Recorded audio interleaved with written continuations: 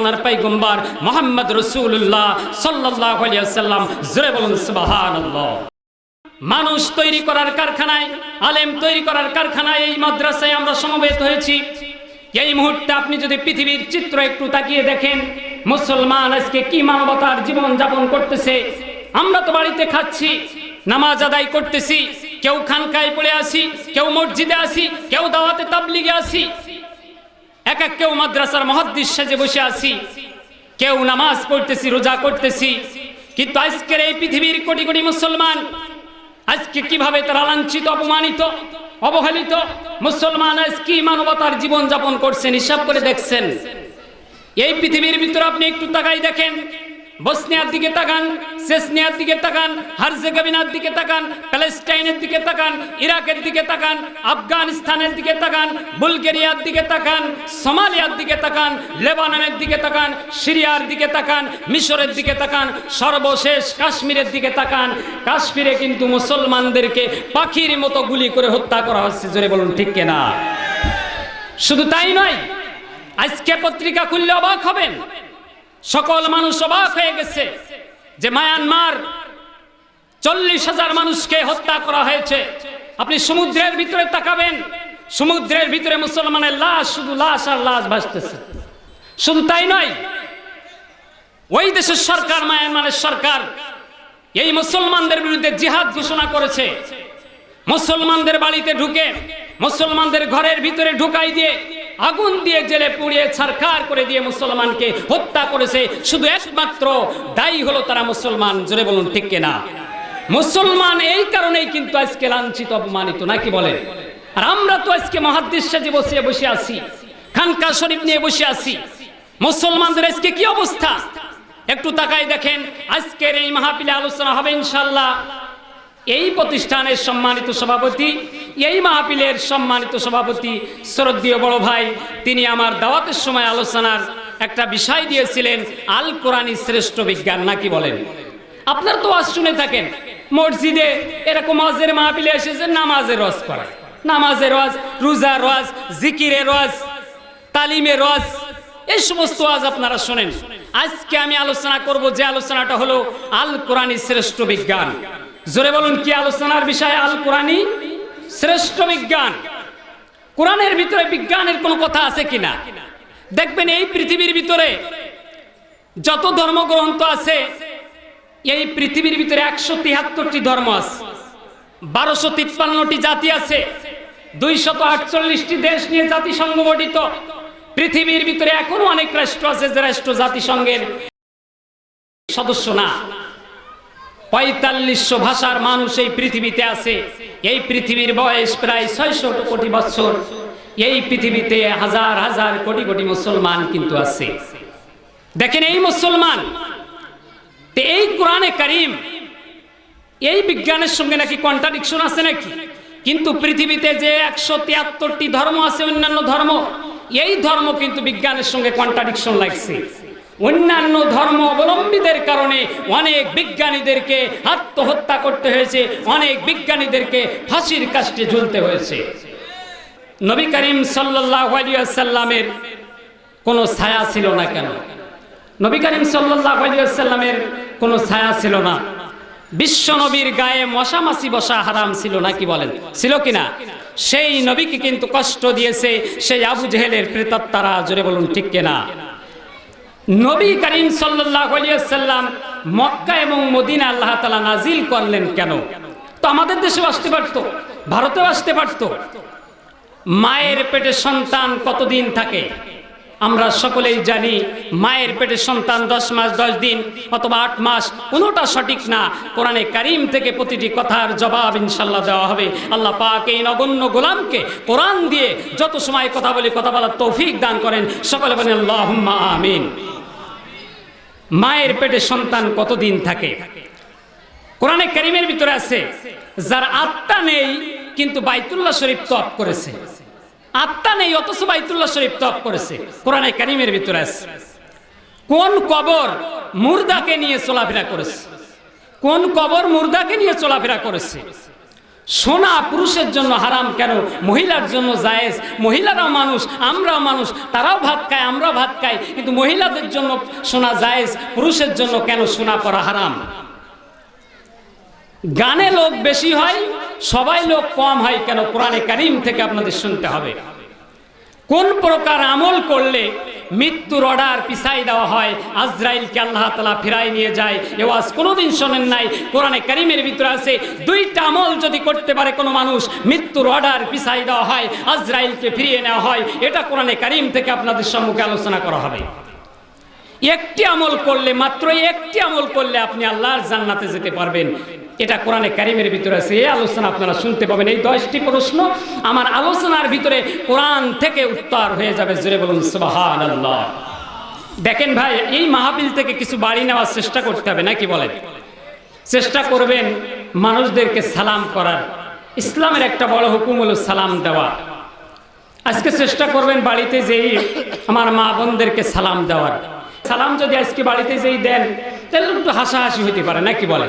যে হুজুর হয়ে গেছে, নাকি বলে? একজন জামাই শ্বশুর বাড়ি যায়, প্রায় শ্বশুর বাড়ি যায়, কিন্তু শ্বশুরে সালাম দেয় না। প্রায় শ্বশুর বাড়ি যায়, কিন্তু শ্বশুরে সালাম দেয় না। এখন শ্বশুর ওই জামাই বাপের অর্থাৎ ব্যয়ের কাছে ফোন করেছে যে, ব্যয়, আপনার ছেলেটা আমাদের বাড়িতে প্রায় আসে, কিন্তু আমাকে সালাম দেয় না, একটু বলবেন তুমি যাতে সালাম দেয়। এরকমও তো আইডিয়া গরু আছে নাকি সমাজের মধ্যে, যারা শ্বশুরের সালাম দেয় না, মানুষের সালাম দেয় না, আছে না এরকম? এখন তার বাবা বলতেছে, বাবু তুই তো প্রায় শ্বশুর বাড়ি যাস, তুই তো শ্বশুরের সালাম দিস না কেন? কয়, আব্বা আমি নিয়ত করলাম, প্রতিজ্ঞা করলাম, আগামী কাল আবার শ্বশুর বাড়ি যাবো, তা আমার শ্বশুরের সালাম না দিয়ে বাড়িতে ঢুকবো না। এখন চলে গেছে শ্বশুর বাড়ি, দূর থেকে লক্ষ্য করে দেখে শ্বশুর আব্বা যান ল্যাট্রিন ঘরে ঢুকতেছে। যেহেতু সেই সময় ল্যাট্রিন ঘর ছিল কাঁচা, সালাদ চট দিয়ে ঘেরা, তা চিন্তা করেছে, আব্বার কাছে নালিশ করেছে, শ্বশুরের সালাম তো দেওয়াই লাগবে। তো উনি আস্তে আস্তে এসে ল্যাট্রিন ঘরের দরজা উঁচু করে বলতেছে, আব্বা আসসালামু আলাইকুম। বলতেছে, বেয়াকুব, তুই ল্যাট্রিন ঘরে কেউ সালাম দেয় নাই? বলছে, আব্বা আপনি আমার আব্বার সঙ্গে নালিশ করেছেন কেন? যাক ঠিক আছে। শ্বশুর মশাই ল্যাট্রিন ঘরে বসে বসে চিন্তা করে, এমন ছাগল আর পাগল হইল আমার জামাই। এই চিন্তা করতে করতে ল্যাট্রিন সেরে দলিস ঘরে বসে আছে। জামাই এসে বলতেছে, আব্বা আর 2টা প্রশ্ন করবো, এই প্রশ্নের জবাব আপনি দেন, আপনার বাড়িতে আমি ঢুকবো। তো বলতেছে, বলো বাবা। বলতেছে, আব্বা আপনি কি বিয়ে করেছেন নাকি? বলতেছে, এমন গর্দ, আমি যদি বিয়ে না করি তো তুই বউ পাইলি কোথায়? বলতেছে, আব্বা আর একটা প্রশ্নের জবাব আপনি দিয়ে দেন। বলছে, কি প্রশ্ন? বললো, আব্বা আপনার এই বাড়ির সামনে যে পুকুর কাটছেন, এই পুকুরের মাটি আপনি কি করেছেন? তো বলতেছে, এই পুকুরের মাটি আমি অর্ধেক খাইছি, আর তোর বাবা তোর মতন কুলাঙ্গার জন্ম দিয়ে, বেয়াদব পাগল জন্ম দিয়ে তোর বাবা খাইছে অর্ধেক। জোরে কর নাউজুবিল্লাহ। এই জন্য আমাদের সালাম মানুষকে দিতে হবে। সর্বাবস্থায় সালাম দেওয়া যায় না, কিছু কিছু জায়গায় সালাম নিষেধ আছে। তো এই কোরআনে কারীম কিন্তু বিজ্ঞানের সঙ্গে কন্ট্রাডিকশন না। আজকে শুনলে খুশি হবেন, একটা পত্রিকা এসেছিল 2রা এপ্রিল 2016, রোজ শনিবার 19শে চৈত্র। একটা পত্রিকায় আসছিল যে আমাদের এই পৃথিবীর বিজ্ঞানীরা দোজকের আবিষ্কার করেছে। জোরে বলুন সুবহানাল্লাহ। দেখেন বন্ধুরা আমার, পত্রিকাতে এসেছে দেশের বিজ্ঞানীরা দোজকের আবিষ্কার করেছে। তারা মানে দোজকের আবিষ্কার বিজ্ঞানীরা করতে পারে না, দোজকের একটা সন্ধান তারা পাইছে। জোরে বলেন কি পাইছে? দোজকের একটা সন্ধান পাইছে। 55 ক্যাঙ্গ্রি গ্রহের সন্ধান কিন্তু বিজ্ঞানীরা পাইছে। ইউনিভার্সিটি অফ ক্যামব্রিজ একদল জ্যোতির্বিজ্ঞানীরা গবেষণা করে মাইক্রোস্কোপ টেলিস্কোপ যন্ত্র দিয়ে তারা দেখেছে 45 নামে ক্যাঙ্গ্রির একটা গ্রহের সন্ধান তারা পাইছে। তারা ধারণা করেছে পবিত্র কোরআনের ভিতরে আল্লাহ তাআলা যে দোজকের কথা ঘোষণা করেছেন, এই ক্যাঙ্গ্রিউ নামে এই গ্রহটা দোজকের সাথে তুলনা করা যায়। জোরে বলেন সুবহানাল্লাহ। সব করে দেখছেন এই দোজকে হিসাব করেছে। কোন কোন বিজ্ঞানী বলেছেন এই গ্রহটি হীরা দ্বারা তৈরি, কোন কোন বিজ্ঞানী বলেছেন এই গ্রহটি তৈরি করা হয়েছে উত্তপ্ত লাভা দ্বারা। এবং এই যে তদন্ত করেছে, এই যে ভিজিট করেছে, পরিদর্শন করেছে, এই ক্যামব্রিজ বিশ্ববিদ্যালয়ের জ্যোতির্বিজ্ঞানীদের এই দলের যিনি নেতৃত্ব দিয়েছেন তার নাম হলো মাইকেল গিলন। কি নাম জোরে বলেন তো? Michael Glion. তিনি বলেছেন এই গ্রহের ভিতরে একটা নদীর সন্ধান পাওয়া গেছে। জোরে বলেন সুবহানাল্লাহ।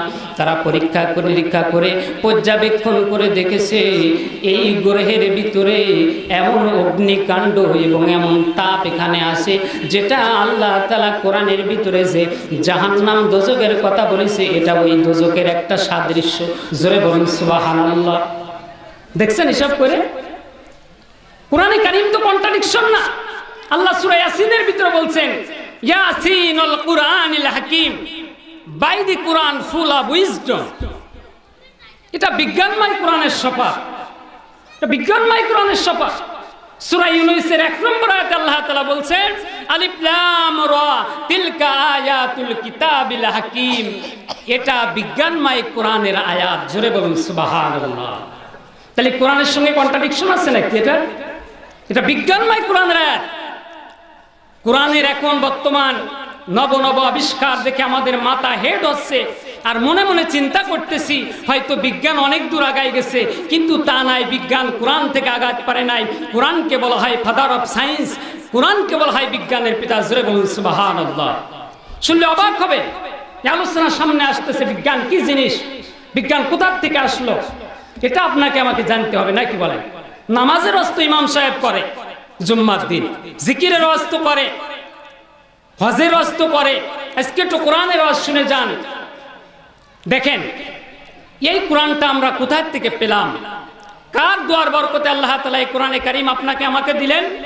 মুসলমান জাতির পিতা ইব্রাহিম আলাইহিস সালাতু ওয়াস সালাম কাবা ঘর পুনরায় যখন সংস্কার করলেন, সংস্কার করার পরে তিনি তার সন্তান ইসমাইল আলাইহিস সালাতু ওয়াস সালামকে নিয়ে আল্লাহ তাআলার দরবারে একটু দোয়া করলেন। কারণ এই মাহফিলের শেষে তো একটা দোয়া হবে নাকি বলেন? নাকি বলেন? আজকে আমাদের মুসলমানের দশা এমন ধরেছে, কেউ আছে মুনাজাত নিয়ে, কেউ আছে মিলাদ নিয়ে, কেউ আছে লম্বা টুপি, কেউ আছে জিকির নিয়ে, কে খাটো জামা গায়ে দেয়, কে লম্বা জামা গায়ে দেয়, এইসব নিয়ে মুসলমান আছে। আর এই কোরআনে কারীম থেকে ইহুদি নাসারারা চুরি করে করে বিভিন্ন নব নব আবিষ্কার তারা এই পৃথিবীতে করতেছে। আপনি শুনলে অবাক হবেন, একটা মানুষ যদি মারা যায়, 100 বছর মারা গেছে, এই মানুষের কবরের হাড় অথবা মাটি যদি কেমিক্যাল টেস্ট করা হয়, তাহলে ডাক্তাররা কেমিক্যাল টেস্টে বলে দিবে এই লোকটা কতদিন পৃথিবীতে বেঁচে ছিল নাকি বলেন? কিন্তু এটা দেখে আমাদের মাথা অবাক হয়ে যায় যে আসলে বিজ্ঞান আনছে, তা নয়। এটা আজ থেকে 1500 বছর পূর্বে আল্লাহ তাআলা উযাইর আলাইহিস সালাতু ওয়াস সালামের ঘটনা বিশ্ব নবীকে জানাই দিয়েছেন। কোরআনে কারীমের ভিতরে আছে ঘটনা যে উযাইর আলাইহিস সালাতু ওয়াস সালামের মাধ্যমে এই যে কঙ্কাল দেখে অনুমান করা যায়, কেমিক্যাল টেস্ট করা যায় ডাইনোসরের বয়স কত ছিল, সসিলের বয়স কত ছিল। জোরে বলুন ঠিক কিনা? হযরতে ইব্রাহিম আলাইহিস সালাতু ওয়াস সালাম আল্লাহর খলিল বন্ধু কাবা ঘর পুনরায় সংস্কার করার পরে তার সন্তান জুগাড়ে আমরা বলি সহযোগী হযরত ইসমাইল আলাইহিস সালাতু ওয়াস সালামকে সঙ্গে নিয়ে কাবাগার যখন একেবারে শেষ হয়ে গেল, 2 হাত তুলে রব্বুল আলামিনের কাছে একটু দোয়া করলেন। কি করলেন? আজকে একদল বেরোইছে মোনাজাত করা যাবে না, কিন্তু বিশ্ব নবীর কাছে প্রশ্ন করা হয়েছে ইয়া রাসূলুল্লাহ, ইয়া হাবিবাল্লাহ, কোন সময় দোয়া কবুল হয়? বিশ্ব নবী বলেছেন 2 সময় দোয়া কবুল হয়, দুবুরুস সালাতুল মাকতুবা ওয়া যুলাফিল লাইলিল আখিরি। তাহাজ্জুদের নামাজের পরে যদি বান্দা দোয়া করে ওই দোয়া আল্লাহ কবুল করে নেন, আর ফরজ নামাজের পরে যদি বান্দা দোয়া করে ওই দোয়া আল্লাহ অবশ্যই কবুল করে নেন। জোরে বলেন সুবহানাল্লাহ। 2 সময় দোয়া কবুল হয়। ইব্রাহিম আলাইহিস সালাতু ওয়াস সালাম তার সন্তানকে নিয়ে দোয়া করতেছে, আর রব্বুল আলামিন আমি এই কাবা ঘরকে সংস্কার করলাম, আমার সন্তান ইসমাইলকে সঙ্গে নিয়ে, ইসমাইল আমাকে সহযোগিতা করেছে, এই কাবা ঘরকে তুমি কবুল করে নাও, আমাদের কষ্ট পরিশ্রমকে তুমি কবুল করে নাও। সঙ্গে সঙ্গে রব্বুল আলামিন বললেন, ও ইব্রাহিম, তোমার দোয়া আমি কবুল করে নিলাম। ওয়াইজ ইয়ারফাউ ইব্রাহিমুল কওয়াইদা মিনাল বাইতি ওয়া ইসমাঈল। রব্বুল আলামিন বললেন, এই ইব্রাহিম তুমি এবং তোমার সন্তান যে তোমরা কাবা ঘর তৈরি করলে, এই জন্য কিয়ামতের আগ পর্যন্ত পৃথিবীর কত মানুষ যেন এই কাবা ঘর দাবি না করতে পারে এই কাবা ঘর আমার ঘর। এই জন্য আমি আল্লাহ রব্বুল আলামিন এই কাবা ঘর তোমার এবং তোমার সন্তান ইসমাইলের নামে দলিল করে দিলাম। চিৎকার দিয়ে বলুন সুবহানাল্লাহ। পৃথিবীর কোন মানুষ দাবি করতে পারবে না এই কাবা ঘরের। আল্লাহ বলছেন, ইব্রাহিম এবং তোমার সন্তান ইসমাইল তোমাদের দুইজনের নামে এই কাবা ঘর আমি আল্লাহ দলিল করে দিলাম। জোরে বলুন সুবহানাল্লাহ। ইসমাইল হাত নামাইতে যাই, ইব্রাহিম আলাইহিস সালাতু ওয়াস সালাম বলেন, বাবা হাত নামাইস না, আর একখানা দোয়া আছে। কি দোয়া? কোরআনে কারীমের মধ্যে আছে, রব্বানা ওয়াজআলনা মুসলিমাইনি লাকা ওয়া মিন যুররিয়াতিনা উম্মাতাল লাক ওয়া আরিনা মানাসিকানা ওয়া তুব আলাইনা ইন্নাকা আনতাত তাওয়াবুর রহিম। চিৎকার দিয়ে বলুন সুবহানাল্লাহ। ইব্রাহিম আলাইহিস সালাতু ওয়াস সালাম দোয়া করলেন, রব্বুল আলামিন আমি মুসলমানদের জাতির পিতা আপনার দরবারে একখানা দোয়া করি, আমারই বংশের ভিতর থেকে এমন একটা জাতি তুমি পৃথিবীর ভিতরে সৃষ্টি করে দাও যারা পৃথিবীর ভিতরে শ্রেষ্ঠ জাতি হিসেবে পরিগণিত হবে, যাদেরকে সৃষ্টি করা হবে মানুষের উপকার করার জন্য।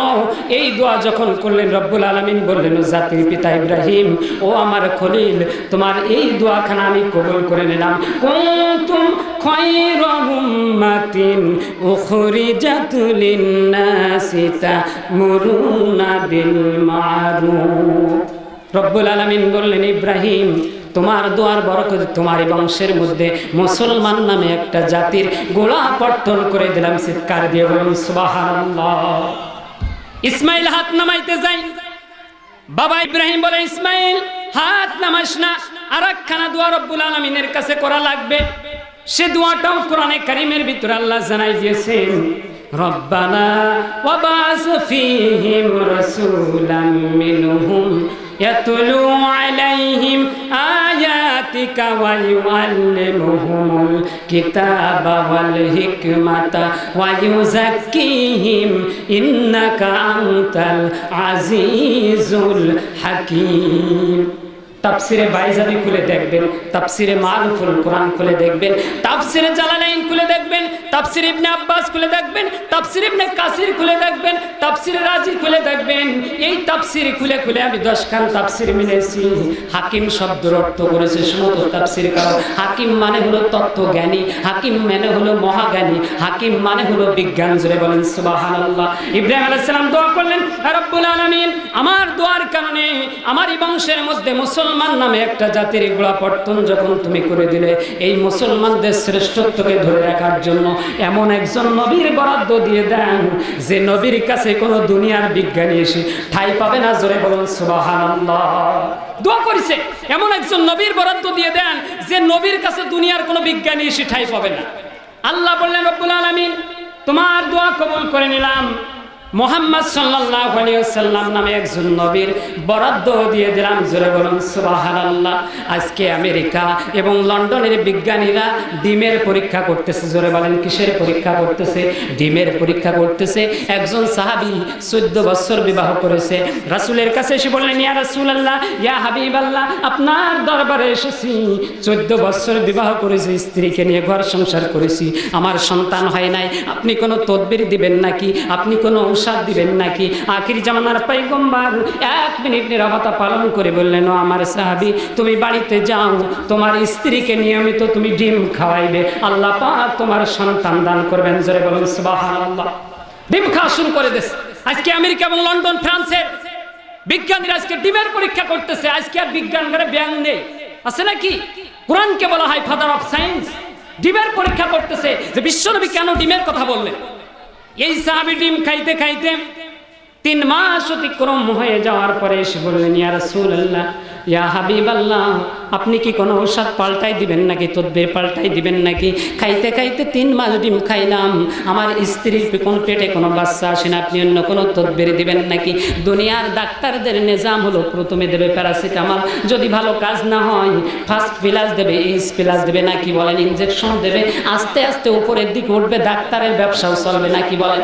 তাই চিন্তা করেছে যে হুজুর আপনি তো একটা তদবির দিয়েছেন, তা কাজ হয়নি, তা আমার ওষুধকে পাল্টাই দিবেন নাকি, অন্য কোনো তদবির দিবেন নাকি হুজুর? আচ্ছা আমাদের ডাক্তার এরকম করে না, নিচের থেকে ওঠে, প্রথম 30 শক্তি, তারপর 200, 1000, 1 লাখ রুগীর গোষ্ঠী মেরিয়ে যাবে নাকি বলেন? তাই বলতেছে হুজুর আপনি কি কোনো তদবির, অন্য কোনো তদবির দিবেন নাকি, ঔষধ পাল্টাই দিবেন নাকি? দেখবেন বিশ্ব নবীকে আপনি নেতা হিসেবে এই জন্য মানবেন, আখির জামানার পয়গম্বর ওই সাহাবীর কথা শুনে মিসমিস করে হাসতে লাগলেন আর চিন্তা করলেন আমি এমন একজন আখির জামানার পয়গম্বর বিশ্ব নবী, আমার ঔষধ কোনোদিন পাল্টানো লাগে না, আমি যদি কোনো মানুষের ঔষধ একরকম দিই ওই ঔষধ তার কিয়ামত পর্যন্ত খাওয়া লাগবে। জোরে বলেন সুবহানাল্লাহ। আল্লাহ নবী বললেন আমার সাহাবী আমি দুনিয়ার এমন কোনো মানুষ নই, এমন কোনো নেতা নই যে নেতা দুনিয়ায় সকালবেলায় একরকম কথা বলে, যে নেতা রাত্রিবেলায় একরকম কথা বলে, দুপুর বেলায় একরকম কথা বলে। আমি বিশ্ব নবী, আমার ঔষধ কোনোদিন পাল্টানো লাগে না, তোমার ডিম খাওয়া লাগবে, আল্লাহ তোমার বাচ্চা দান করবেন। জোরে বলুন সুবহানাল্লাহ। খাইতে খাইতে বাড়িতে চলে গেছে, ডিম খাইতে খাইতে 9 মাস অতিক্রম যখন হয়ে গেছে ওই সাহাবীর স্ত্রীর পেটে বাচ্চা এসে গেছে। জোরে বলুন সুবহানাল্লাহ। বিশ্ব নবীর কাছে এসে বললেন ইয়া রাসূলুল্লাহ ইয়া হাবিবাল্লাহ, খাইতে খাইতে আমার স্ত্রীর 9 মাস ডিম খাওয়াইছি, আমার স্ত্রীর পেটে বাচ্চা এসে গেছে। জোরে বলেন সুবহানাল্লাহ। দেখেন আজকে কি অবস্থা, ডিমের পরীক্ষা আসতেছে, ডিমের পরীক্ষা করতেছে। এই জন্য ইব্রাহিম আলাইহিস সালাম দোয়া করলেন রব্বুল আলামিন আমার এই বংশের ভিতরে একটা মুসলমান নামে জাতি যখন তুমি গোলাবর্তন করে দিলে, এই মুসলমানদের শ্রেষ্ঠত্বকে ধরে রাখার জন্য এমন একজন নবীর বরাদ্দ দিয়ে দেন যে নবীর কাছে দুনিয়ার কোনো বিজ্ঞানী এসে ঠাঁই পাবে না, এবং এই শ্রেষ্ঠ নবীর শ্রেষ্ঠত্বকে ধরে রাখার জন্য এমন একখানা কিতাবের বরাদ্দ দিয়ে দেন যে কিতাবখানা পড়লে মানুষ আর শিরকিয়াতের জীবনযাপন করবে না, কুফরিয়াতের জীবনযাপন করবে না। আমার রব্বুল আলামিন বলেন আফালা ইয়াতাদাব্বারুনাল কুরআন ওয়ালাউ কানা মিন ইনদি গায়রিল্লাহি লাওয়াজাদু ফি ইখতিলাফান কাসীরা। আমার আল্লাহ বলছে পৃথিবীর মানুষকে আফালা ইয়াতাদাব্বারুনাল কুরআন, তোমরা আমার কোরআন নিয়ে গবেষণা করো, কোরআন নিয়ে স্টাডি করো, কোরআন নিয়ে পড়াশোনা করো। দেশের ভিতরে ধান গবেষণার কেন্দ্র আছে, পাট গবেষণার কেন্দ্র আছে, বীজ গবেষণার কেন্দ্র আছে, ইনস্টিটিউট আছে। কোরআনের কোনো ইনস্টিটিউট আছে নাকি আমাদের দেশের ভিতরে? আল্লাহ বলছেন আফালা ইয়াতাদাব্বারুনাল কুরআন, আমার কোরআন নিয়ে তোমরা স্টাডি করো, কোরআন নিয়ে পড়াশোনা করো।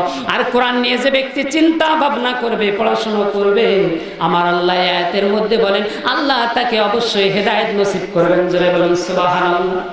দোয়া করলেন আল্লাহ এই শ্রেষ্ঠ নবীর শ্রেষ্ঠত্বকে ধরে রাখার জন্য এমন একখানা কিতাবের বরাদ্দ দিয়ে দেন যে কিতাবখানা পড়লে মানুষ আর শিরকিয়াতের জীবনযাপন করবে না, কুফরিয়াতের জীবনযাপন করবে না, আল্লাহ তাআলা নবীর ওয়ারিস হয়ে যাবে। জোরে বলুন সুবহানাল্লাহ। বন্ধুরা আমার, ডক্টর মরিস বুকাইলির কথা আপনারা শুনছেন। ডক্টর মরিস বুকাইলি, তার বই আমি পড়েছি, তিনি বলেছেন আমি কোরআন পড়ে বড় বিস্মিত হয়েছি এই কারণে, বর্তমান জামানায় এই কোরআন নাজিল হয়েছে হাজার হাজার বছর পূর্বে, কিন্তু বর্তমান জামানায় কোরআনের বিজ্ঞানের নব নব আবিষ্কারগুলো কোরআনের সঙ্গে এমনভাবে ওতপ্রোতভাবে জড়িত যে কারণে আমি ডক্টর মরিস বুকাইলি বিস্মিত হয়েছি। জোরে বলুন সুবহানাল্লাহ। তিনি বলেছেন এই কোরআনের ভিতরে এখন নব নব বিজ্ঞানের আবিষ্কার, এটা কোরআনের সঙ্গে হুবহু মিল আছে। জোরে বলুন সুবহানাল্লাহ। দেখছেন না কি হিসাব করে? আমরা সারা জীবন শুনেছি যে সূর্য স্থির থাকে, না কি বলেন? কি থাকে? সূর্য স্থির থাকে, তার পাশে গ্রহগুলো আস্তে আস্তে ঘুরতে থাকে, না কি বলেন?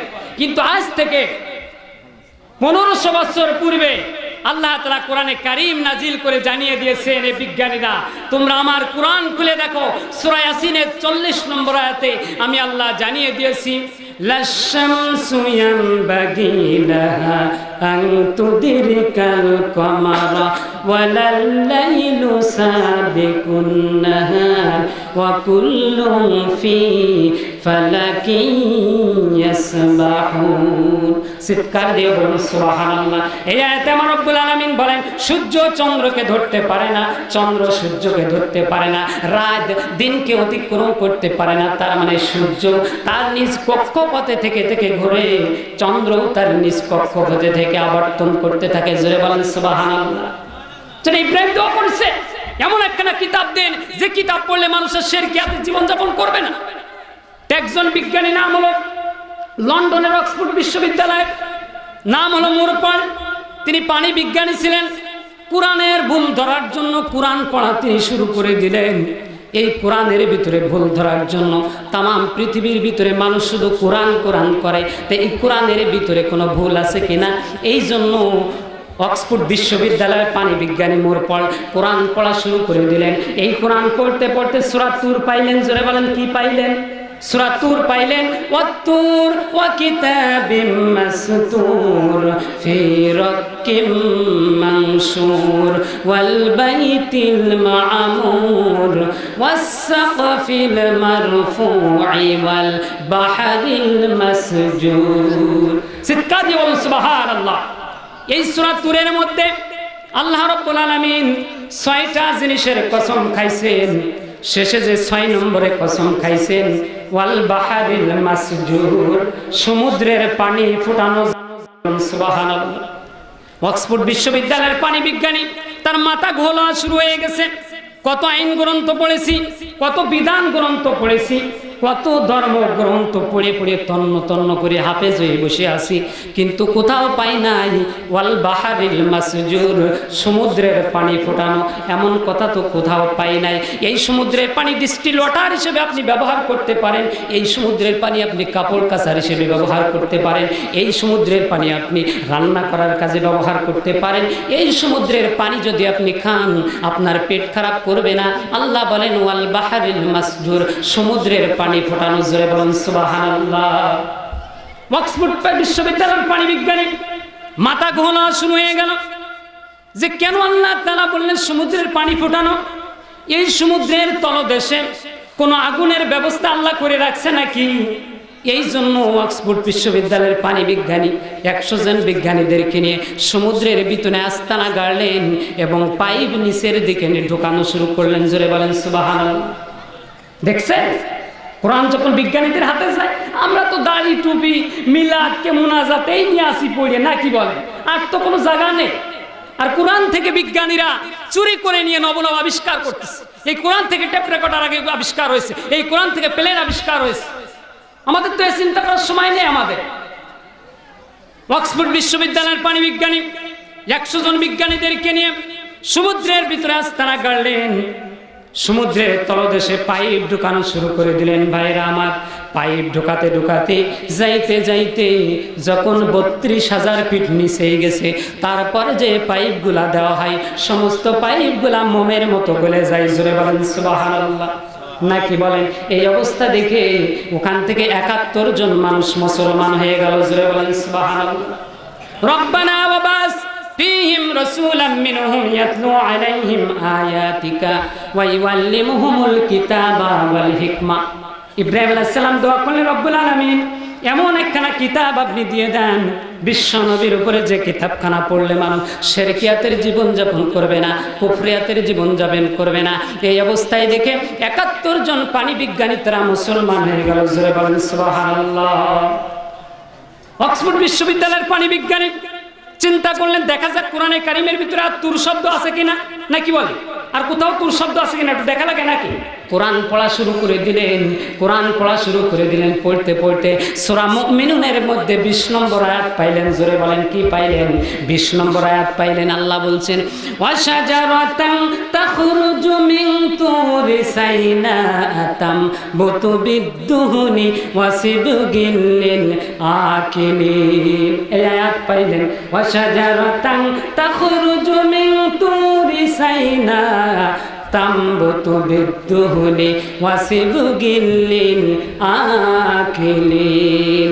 অক্সফোর্ড বিশ্ববিদ্যালয়ের পানি বিজ্ঞানী চিন্তা করলেন, আল্লাহ রাব্বুল আলামিন বলেন, আমি আল্লাহ রাব্বুল আলামিন মিশরের সিনাই পর্বতের পাশে মাটির ফ্যাক্টরি থেকে একটা গাছ আমি আল্লাহ তাআলা মাটির ফ্যাক্টরি থেকে তৈরি করি। এই গাছটা যখন বড় হয়, এই গাছের ছাল যদি কেউ উঠাইয়া, এই গাছের ফল যদি কেউ, এই গাছের পাতা যদি কেউ শুকায়া রোদে দিয়া শুকায়া গুঁড়া করে যদি পিঠা বানায়া খাই, আমার আল্লাহ বলছেন ওই মানুষটা 14 থেকে 16 থেকে 18 বছরের একটা নাদুস নুদুস একটা মানুষ হয়ে যাবে। জোরে বলুন সুবহানাল্লাহ। ওয়া শাজারাতান তাখরুজু মিন তুরি সাইনা তামবুতু বিদ্দুহুনি ওয়া সিদগিন লিল আকিলিন।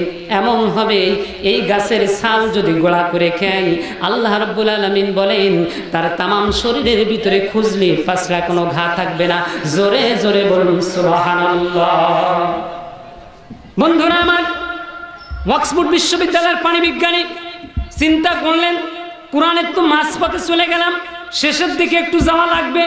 এই কোরআনের ভিতরে আল্লাহ তাআলার কোনো জায়গায় তুর শব্দ ব্যবহার করেছেন কিনা পড়তে পড়তে চলে গেলেন আমাদের জানা সূরা 30 পারার মধ্যে।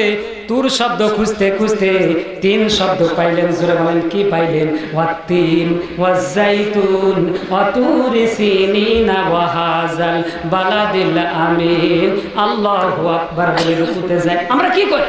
ওয়াত্তিন ওয়াজ্জাইতুন ওয়াতুরি সিনিনা ওয়া হাযাল বালাদিল আমিন। তারপর জবাবে কসম আসতেছে, লাকাদ খালাকনাল ইনসানা ফি আহসানি তাকওয়িম। আল্লাহু আকবার। নাকি বলেন? বিজ্ঞানের হাতে যখন কোরআন যায়, খেয়াল করেছেন? অক্সফোর্ড বিশ্ববিদ্যালয়ের পানি বিজ্ঞানী, ওয়াত্তিন মানে হলো ডুমুর ফল, জাইতুন মানে হলো জলপাই।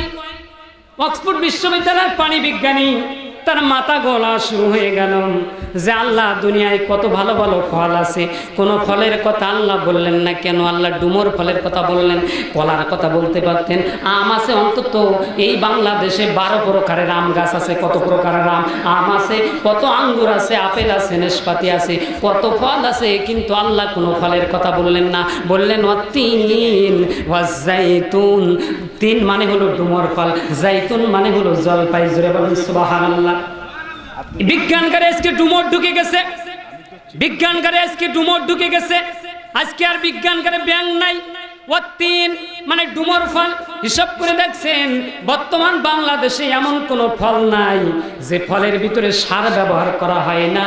কিন্তু যে ডুমুর ফলের কথা আল্লাহ বলছেন, এই ডুমুর ফলে কোনোদিন সার দেওয়া লাগে না। লাগে নাকি? কেউ চাষ করে নাকি? কেন আল্লাহ বললেন ওয়াত্তিন মানে ডুমুর ফল, জাইতুন মানে জলপাই। আল্লাহ কেন বললেন? বিজ্ঞানগারে ডুমুর ফল ঢুকে গেছে, বিজ্ঞানগারে কিন্তু আজকে জলপাই ঢুকে গেছে। নাকি বলেন ঠিক কিনা? শুনলে অবাক হয়ে যাবেন। আমেরিকার আদালতে কয়েক বছর পূর্বে একটা মামলা দায়ের হয়েছিল। একজন মহিলা তার স্বামী 22 মাস মারা যাওয়ার পরে একটা সন্তান জন্ম দিয়েছে।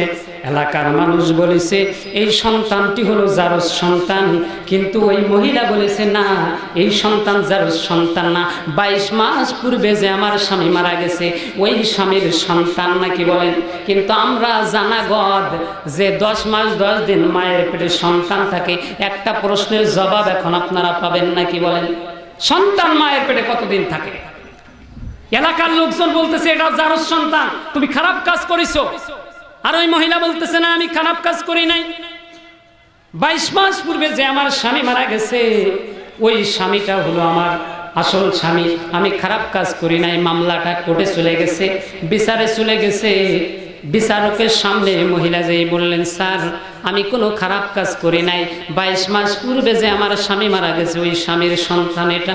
এলাকার লোকজন পাবলিক উকিল যেই বলতেছে, না না স্যার, 22 মাস একটা মানুষ মায়ের পেটে থাকতে পারে না, এটা জারজ সন্তান, এটা খারাপ কাজ করেছে, আপনি একটা ফায়সালা দিয়ে দেন।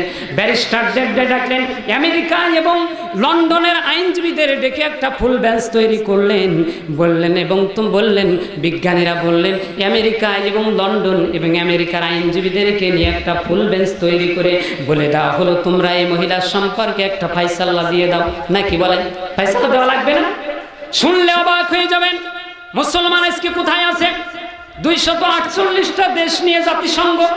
এই জাতিসংঘের এই পৃথিবীর ভিতরে ইহুদি নাসারা খ্রিস্টানদের নজরে জাতিসংঘ বড় সম্মানিত জায়গা। নাকি বলেন? সম্মানিত জায়গা তো নাকি? কিন্তু মুসলমানদের কাছে পৃথিবীর ভিতরে সব থেকে সম্মানিত জায়গা হলো মসজিদ, নাকি বলে? এই জাতিসংঘে 248টি দেশ নিয়ে জাতিসংঘ গঠিত। জাতিসংঘের সদস্যরা, জাতিসংঘের মহাসচিব চিন্তা করলেন এই জাতিসংঘের একটা গেট আছে, এই গেটের ভিতরে কিছু কথা লেখা লাগবে, এই গেটের ভিতরে কিছু বাক্য লেখা লাগবে, যে বাক্যটাই শুধু মুসলমানের কথা হবে না, শুধু খ্রিস্টানের কথা হবে না, শুধু ইহুদি নাসারাদের খ্রিস্টানদের কথা হবে না, এই পৃথিবীতে 173টি ধর্ম আছে, প্রত্যেকটা মানুষের কথা এই গেটের ভিতরে লিখতে হবে। জোরে বলুন সুবহানাল্লাহ। চিন্তা করতে লাগলেন, দায়িত্ব দিয়ে দিলেন একটা কমিটি গঠন করে যে এই জাতিসংঘের গেটে একটা বাক্য লিখতে হবে, যে কথাটা তাম পৃথিবীর মানুষের কথা আসবে, মুসলমানের কথা আসবে না, খ্রিস্টানের কথা আসবে না, ইহুদি নাসারাদের কথা আসবে না, এরকম কিছু বাক্য তোমরা তৈরি করো অথবা কোনো কিতাব থেকে নাও।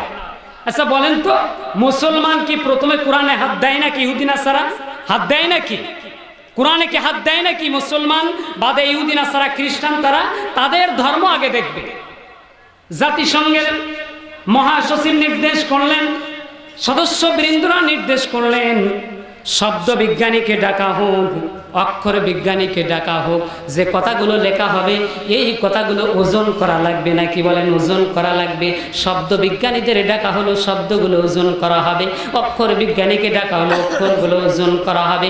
বাক্যটি মোট ওজন করা হবে একভাবে, শব্দগুলো ওজন করা হবে একভাবে, অক্ষরগুলো ওজন করা হবে একভাবে, সবগুলো ওজন একই রকম হইতে হবে, এমন কিছু কথা এই গেটের ভিতরে লেখা লাগবে। সবার মাথা গোল শুরু হয়ে গেল, কোথায় পাবে? এই লন্ডন এবং আমেরিকার আইনজীবীরা, বড় শিক্ষিত সুধী সমাজ, সুশীল সমাজের মানুষরা তাদের আইন গ্রন্থ পড়া শুরু করে দিল, তাদের বিধান গ্রন্থ পড়া শুরু করে দিল। শুরু আর শেষ বারবার শেষ করে, বারবার শুরু করে আর শেষ করে। কোথাও কিন্তু জাতিসংঘের গেটে লিখতে হবে এমন কোনো কথার সন্ধান পাইল না। চিন্তা করতে লাগলেন, মহাসচিব সময় দিয়েছিলেন 7 দিন। 7 দিনের ভিতরে জাতিসংঘের গেটে যে বাক্যটা লিখতে হবে এটা তোমরা ম্যানেজ করবা। কিন্তু 7 দিনের ভিতরে কোনো আইনজীবী, কোনো মানুষ কিন্তু এমন কোনো একটা বাক্য ব্যবস্থা করতে পারলেন না যেটা জাতিসংঘের গেটে লেখা হোক, এমন কিছু পাইলেন না। সকল আইনজীবীরা, সুধী সমাজ বসে বসে চিন্তা করলেন, আসলে আমরা পৃথিবীতে যে 173টি ধর্ম আছে, সকল ধর্ম আমরা অডিট করেছি, সকল আইন গ্রন্থ আমরা তন্ন তন্ন করে দেখেছি, সকল বিধান গ্রন্থ আমরা তন্ন তন্ন করে দেখেছি। এখন দেখা যাক মুসলমানদের কোরআনে কারিমের ভিতরে কোনো আয়াত পাওয়া যায় কিনা। জোরে বলুন সুবহানাল্লাহ। কোরআন পড়া শুরু হয়ে গেল। দেখছেন, সব করে দেখছেন, আমাদের বাড়ি তো আছে কোরআন, নাকি বলেন? যে কোরআন তো আমাদের বাড়ি আছে। এই কোরআনের বিরুদ্ধে আজকে তাম পৃথিবীতে ষড়যন্ত্র চলতেছে। এই জন্য আজকে মুসলমান ভালো থাকার কথা নয়, নাকি বলে? ভালো থাকার কথা। মুসলমানের এমন ভাইরাস, এমন ক্যান্সার হয়েছে যে মুসলমানের সে জায়গায় ওষুধ বা মলম ব্যবহার করার মতো নেই, নাকি বলে?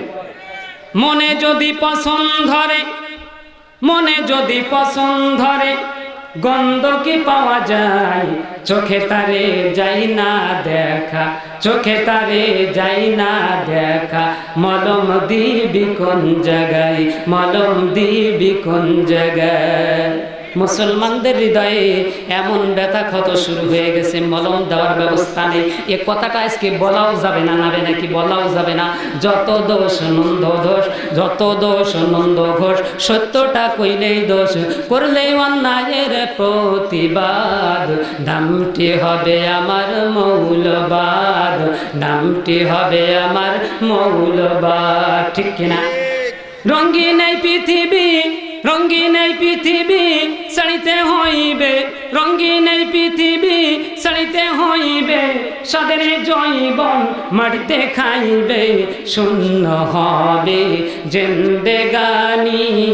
কার লাগিয়া এত মায়া, এত চোখের পানি রে মন, কার লাগিয়া এত চোখের পানি রে মন।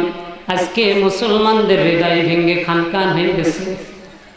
মনে রাখবেন, তামাম পৃথিবীর ভিতরে আজকে লক্ষ কোটি কোটি মুসলমান, আখিরি জামানার পয়গম্বর বিশ্ব নবী মুহাম্মদ রাসূলুল্লাহ মসজিদ নববীতে বসে আছেন, সাহাবীদেরকে নিয়ে আলোচনা করতেছেন।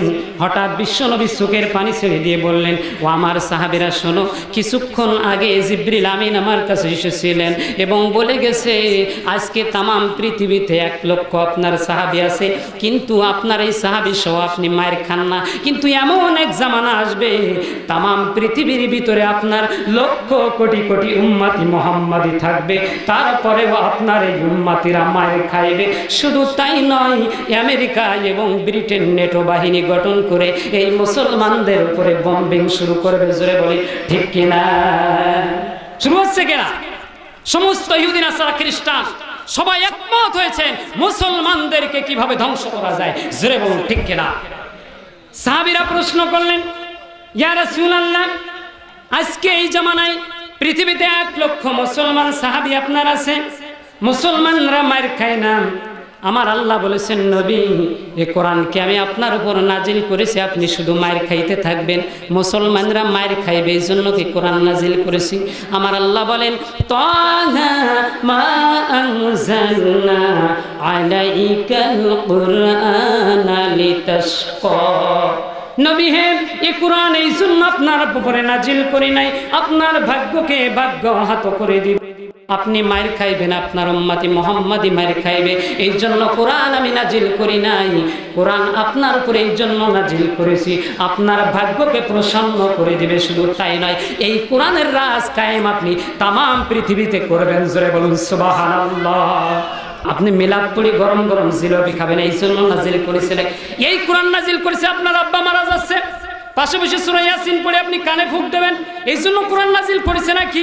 এই কোরআনকে এই জন্য নাজিল করেছেন, নতুন ঘর তৈরি করেছেন, নতুন ঘর আপনি তৈরি করেছেন।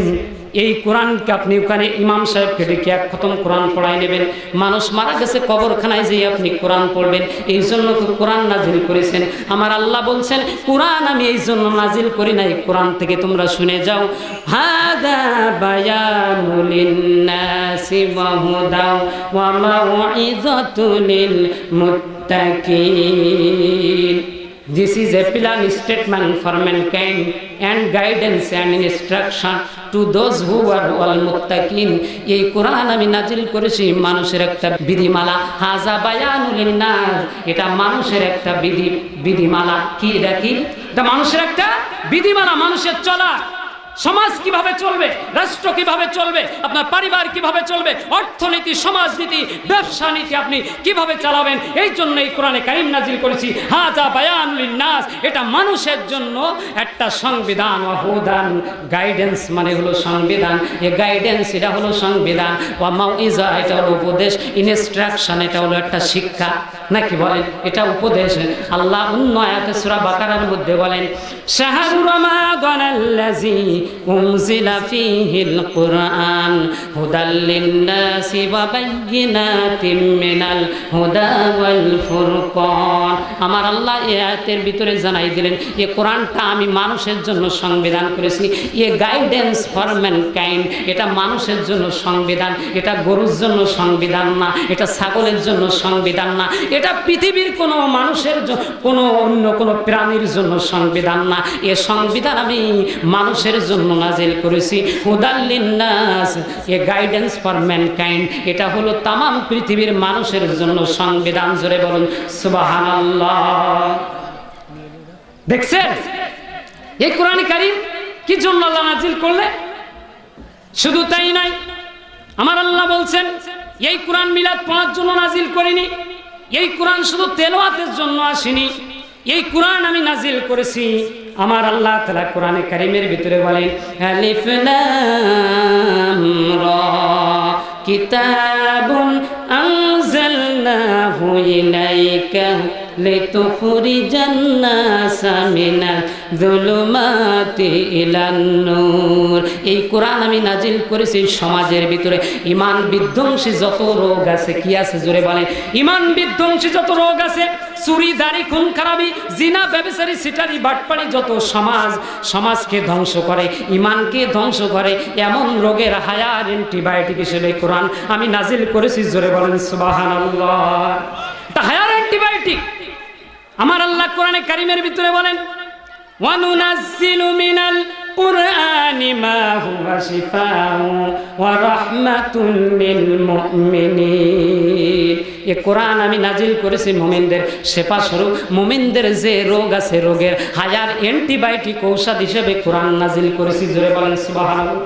দেখবেন যখন রোগ হয়, আপনার কঠিন রোগ হয়, যদি হায়ার অ্যান্টিবায়োটিক ঔষধ না খান, কিন্তু রোগ জীবাণু, ওই জার্ম কিন্তু আপনার শরীরের ভিতরে থেকে যাবে। নাকি বলে?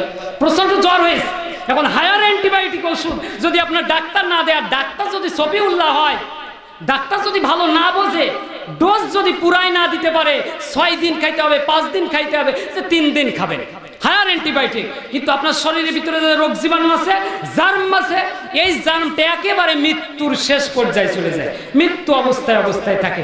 শেষে আর 2 ডোজ যদি খাতেন, ওই জার্মটা ধ্বংস হয়ে যেত।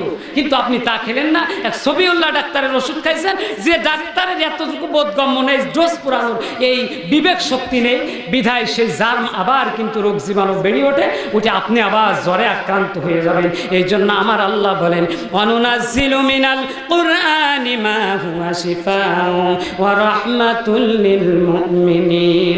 এটা আমি সমাজকে ধ্বংস করে এই সমাজের হায়ার অ্যান্টিবায়োটিক ঔষধ হিসেবে আমি এই কোরআন নাজিল করেছি। জোরে জোরে বলেন সুবহানাল্লাহ। সব করে দেখছেন এই কোরআন।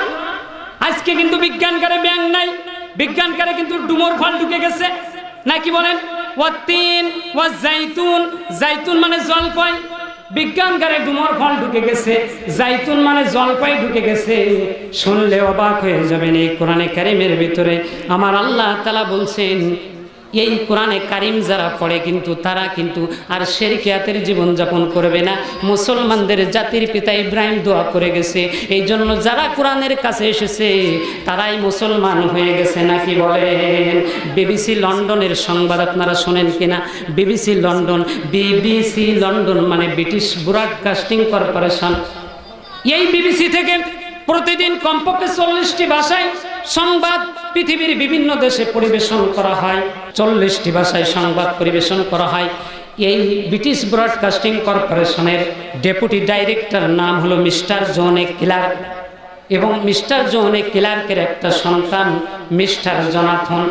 এই মিস্টার জোনাথন লন্ডনের অক্সফোর্ড বিশ্ববিদ্যালয়ে পড়াশোনা করে। লন্ডনের অক্সফোর্ড বিশ্ববিদ্যালয়ে এই মিস্টার জোনাথন পড়াশোনা করে ইংরেজি বিভাগে। কিন্তু মনে রাখবেন, এই মুসলমান, এই মানুষ তৈরি করার এই কারখানা, নাকি বলেন, নৈতিক শিক্ষা না থাকার কারণে ওই নামের মেয়েটি, সে কিন্তু কোরআনের জ্ঞান না থাকার কারণে তার আপন পুলিশ ইন্সপেক্টর মা বাবাকে হত্যা করেছে, শুধু নৈতিক শিক্ষা না থাকে। আল্লাহ পাক আমাদের সকলকে হেদায়েত নসিব করুন। কোরআনে কারিমের এই যে বিজ্ঞান ভিত্তিক তাত্ত্বিক আলোচনা, এরকম করতে গেলে এখনো 4-5 লাখ রাইট লাগবে। এখনো অনেক কোরআনের, আমি কোরআন বাদে কোনো কথা বলেছি, এখন হাদিসের দিকে তো যাইতেই পারলাম না, একটা হাদিসও বলতে পারলাম না। এই জন্য চেষ্টা করবেন। আল্লাহ পাক আমাদের সকলকে ফাযাক্কির বিল কুরআনি মান ইয়াখাফু ঈদ। আল্লাহ বলছেন যে কোরআন দিয়ে ওয়াজ শোনাতে হবে। নবী আপনি তাদেরকে ওয়াজ শোনান কোরআন দিয়ে। কিসসা কাহিনী শোনার সময় নাকি? খুতবা, জুম্মার খুতবা দিতে হবে কোরআন দিয়ে, তালিম হবে মসজিদে কোরআন দিয়ে। আজে বাজে কিতাব দিয়ে তালিম দেবেন? ফাযাক্কির বিল কুরআনি মান ইয়াখাফু ঈদ। আল্লাহ বলছেন নবী আপনি ওদেরকে ওয়াজ শোনান যারা আমি আল্লাহকে ভয় করে, কোরআন দিয়ে ওয়াজ শোনান। ওয়ামান আসদাকু মিনাল্লাহি হাদিসা। আসমানের নিচে জমিনের উপরে কোরআনের থেকে সত্যবাণী আল্লাহ তাআলা আর কিছু এই দুনিয়ায় পাঠান নাই। এজন্য কোরআন দিয়ে জুম্মার খুতবা দিতে হবে আজ থেকে। এই কোরআন দিয়ে বিচার ফায়সালা করতে হবে। এই কোরআন দিয়ে আমাদের সমাজকে পরিচালনা করতে হবে। এই কোরআন দিয়ে আমাদের সংসার পরিচালনা করতে হবে। এই কোরআন দিয়ে আমাদের ব্যবসা চালাতে হবে। আল্লাহ পাক আমাদের সকলকে কবুল করে নিন। সকলে বলি আল্লাহুম্মা আমিন।